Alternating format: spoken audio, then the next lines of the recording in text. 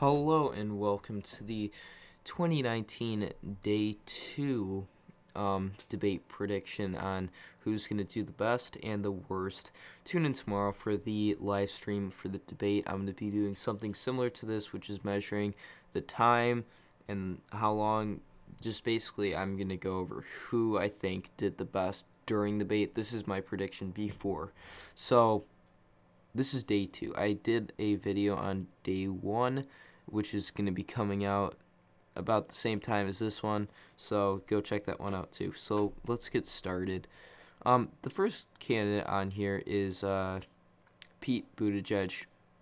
So Pete Buttigieg, let me pull this up to the 3 months, actually went from like 1% all the way up to, actually peaked at 8.4, but now it's at 7. He's been doing pretty good. From becoming a no-name to one of the top 5 candidates running. And he's very interesting. When he was it on the Ellen Show, I think, that really boosted him.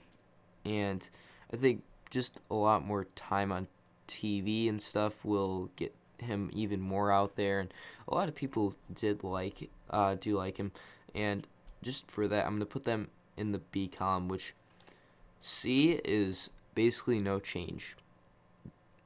B goes up a little bit in the polls, A goes up a lot in the polls, D goes down a little in the polls, F, you go down a lot in the polls. So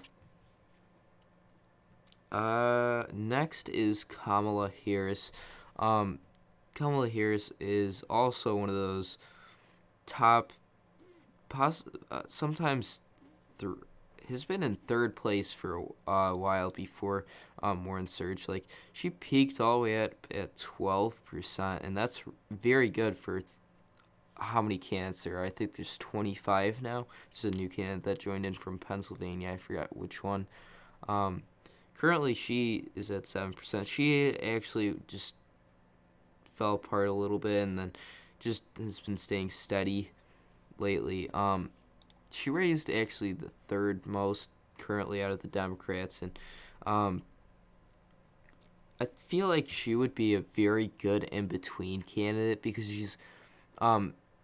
she's moderate in the corporate side. She's also in between a progressive and a moderate. So I feel like you're getting the best of both worlds, well, to the current Democrats. And I feel like a lot of them would actually turn to her just because there is just so much division throughout the party. She's a good medium.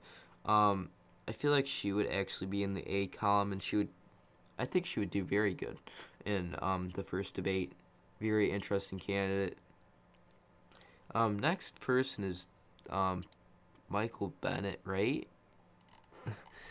I actually don't know much about him. All I know is he was a senator from Colorado, and I think that's if you know about politics, you'll know that too. And he's gonna get like no time. I don't even think he's in polling too much.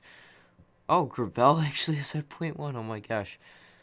Yeah, 0.4 for Bennett. He's behind Delaney, and Delaney is a very boring candidate, and if that's got to be bad, he's going to get no time.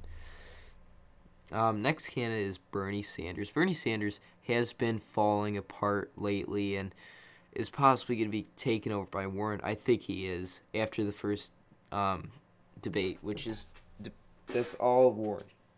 She's going to have the whole debate stage basically to herself, and that will be very good for her. She's going to be able to explain her policies. I think she's rated as one of the top electable candidates for the Democrats to be able to become the nominee. To go against Trump, I personally think she would lose pretty good. So yeah, he peaked at around 24, is at 16, so he's lost a good 10% from Biden. Biden's actually been falling from 41 down to 32, so he's fallen 9%. Since that's happened, Sanders has gained 1.5% since Biden has peaked. So you could see Sanders has not been doing good at getting a good base back from Biden announcing. So I actually think that he's not going to do. I think he will lose a little bit in the polls just because. Oh, actually, you know what? I think he'll actually stay the same. Yeah.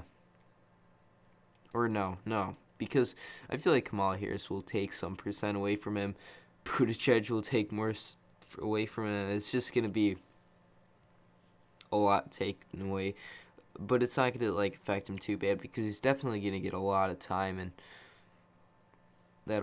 it'll just be a lot of time for him, and just a lot of his percent will also be taken away from this.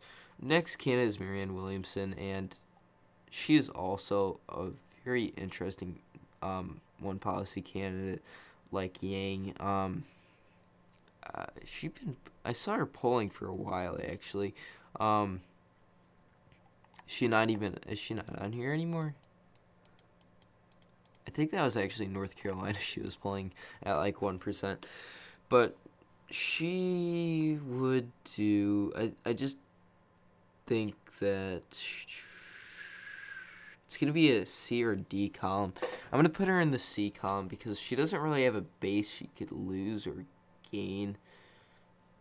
She doesn't have a huge base. Very, very small. But I feel like she's not going to attract much more or lose many of her supporters. Next candidate is Kristen Gillibrand, and what color is Gillibrand? Gillibrand is the gray one.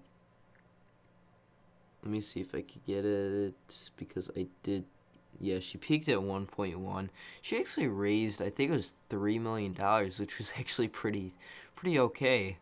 But she's like, I would say the best comparison for her to another candidate would be Hillary Clinton, and a lot of people will not. Well, there's gonna be a few that will side for her just because of that, but there's gonna be a lot of people against that, and I feel like she will lose a little bit throughout that, just because of that.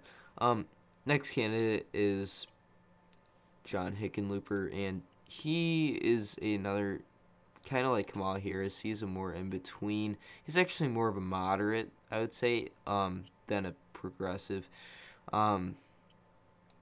I would put him in the B column. I feel like he would gain a little bit more in the polls. He was actually doing okay for a while, but he recently has dropped to 0.3.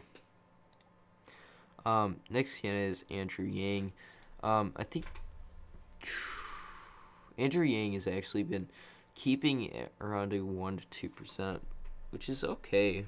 I mean, to keep your base, but not to gain. Like, it's really hard to figure that one out because a lot of his base is through getting them through online and stuff like that. And he is also a one policy candidate, and I think he would gain a little bit.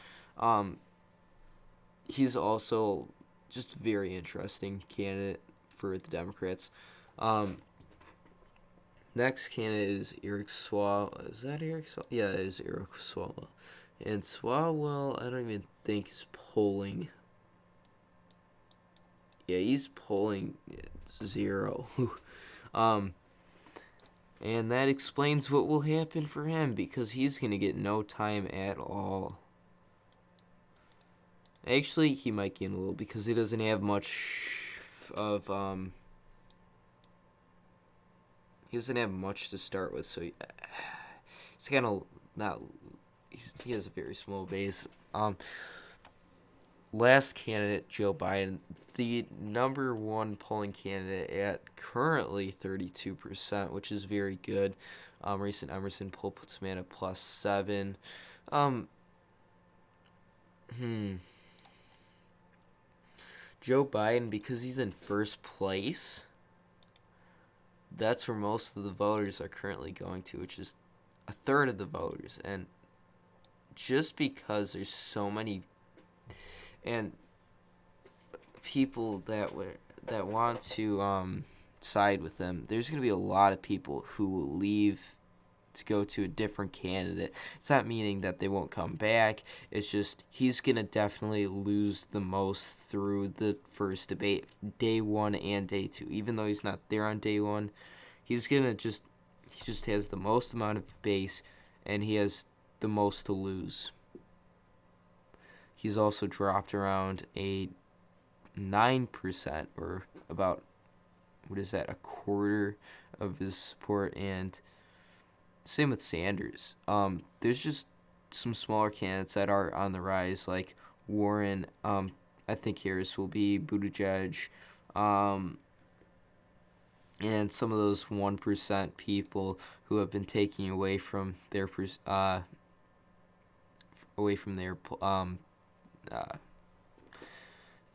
support. So, thank you for watching. Please go down, like, comment, and subscribe. We are currently at 99 subscribers, which means one more, and we hit 100, which is actually amazing. Thank you for watching again. Bye.